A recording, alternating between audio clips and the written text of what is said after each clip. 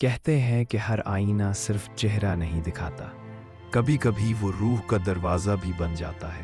نمیروں کے گھر میں پرانے آئینوں کا ایک جہاز تھا جو کسی پرانی حویلی سے خریدا گیا تھا۔ یہ جہاز اصل میں ایک الماری نما ڈھانچہ تھا جس کے اندر بے شمار آئینے لگے تھے اور ہر آئینہ کسی اور سمت کھلتا تھا۔ جب بھی نمیرو اس جہاز کے قریب بیٹھتا اسے ایسا لگتا جیسے بوسیدہ شیشے کے پیچھے کوئی سانس لیتا ہو، جیسے کوئی اور آنکھیں اس کی طرف دیکھ رہی ہوں۔ وہ خود اس کا عکس نہیں بلکہ کوئی الگ وجود۔ اس کے دادا بتایا کرتے تھے کہ یہ آئینے کبھی شعور والے ہوا کرتے تھے۔ یہ انسانوں کی یادیں محفوظ رکھتے تھے، ان کی خاموشیاں سنتے تھے، اور ایک وقت ایسا بھی تھا جب عکس خود بول اٹھتے تھے، مگر پھر انسانوں نے روشنی بڑھا دی، اپنی آوازیں اونچی کر دیں اور عکس خاموش ہو گئے۔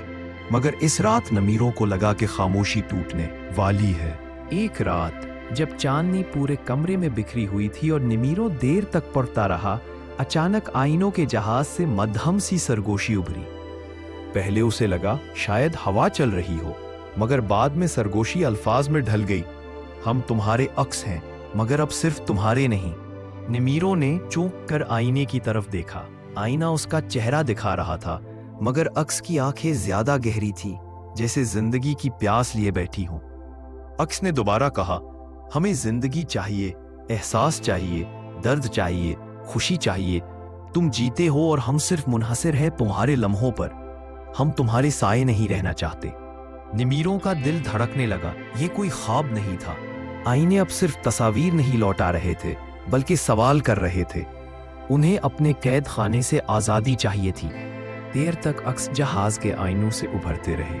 ہر چہرہ نمیرو ہی کا عکس تھا، مگر ہر چہرے کے تاثرات مختلف تھے۔ ایک رو رہا تھا، ایک ہنس رہا تھا، ایک خاموش تھا، ایک غصے میں تپش لیے کھڑا تھا۔ گویا اس کے اندر چھپے سارے جذبات ٹکڑے ٹکڑے ہو کر سامنے آ گئے ہوں۔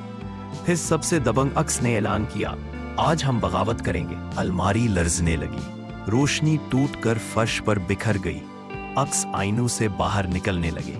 شیشے کی سطح میں لہریں پیدا ہوئیں، جیسے پانی کا پردہ ہو جس کے اس پار کوئی جہان آباد ہو۔ عکس ایک ایک کر کے باہر قدم رکھ رہے تھے اور ان کے قدموں کی آواز کھوکھلی مگر زندہ محسوس ہوتی تھی۔ ہوا میں گھبراہٹ پھیل گئی۔ نمیرو نے پیچھے ہٹتے ہوئے دیوار سے ٹیک لگائی۔ اب وہ تنہا نہیں تھا، اس کے مقابل اس کے ہی بے شمار عکس کھڑے تھے، اور ہر عکس اس سے زیادہ باشعور، زیادہ بے چین، زیادہ زندہ۔ عکسوں نے گھر کے کمروں میں گھومنا شروع کیا۔ انہوں نے دروازے کھولی، کتابیں پلٹیں، تصویروں پر ہاتھ پھیرا۔ وہ حیران تھے، جیسے پہلی بار دنیا دیکھ رہے ہوں۔ یہ سب ہمارا بھی ہونا چاہیے، ایک عکس نے چیخ کر کہا۔ ہم برسوں تمہاری زندگی کا بوجھ اٹھاتے رہے اور خود خالی رہے۔ نویروں نے کانپتے ہوئے کہا، تم کیا چاہتے ہو؟ عکسوں نے جواب دیا، سانس، اختیار، احساس۔ ہم تمہاری زندگی کا حصہ نہیں، ہم اپنی زندگی چاہتے ہیں۔ پھر ایک عکس نے آئینے کے جہاز کی طرف دیکھا اور بولا، یہ جہاز ہمارا دروازہ ہے۔ اگر اس دنیا میں رہنا ہے تو ہمیں روشنی کی نہیں، جسم کی ضرورت ہے۔ نویروں نے خوف اور حیرت کے درمیان ڈوبتے ہوئے پوچھا، جسم کیسے ملے گا؟ عکس مسکرا اٹھے، وہ مسکراہٹ جو انسانی نہیں تھی لیکن انسانوں جیسی خواہش لیے ہوئے تھی۔ انہوں نے کہا، تم ہمیں اپنی زندگی دو یا ہم خود لے لیں گے۔ وہ رات لمبی ہو گئی۔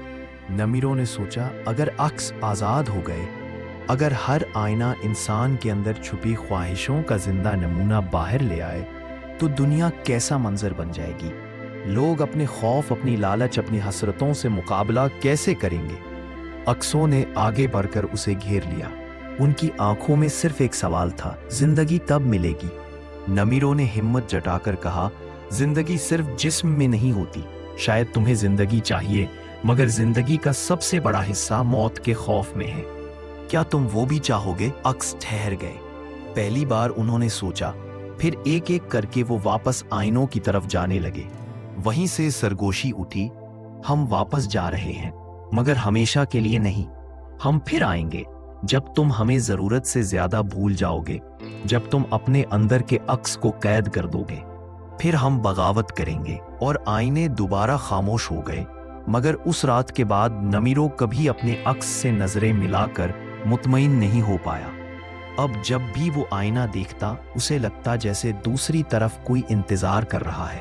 زندگی مانگتا، लम्हे गिनता बगावत का वक्त सोचता हूं मां।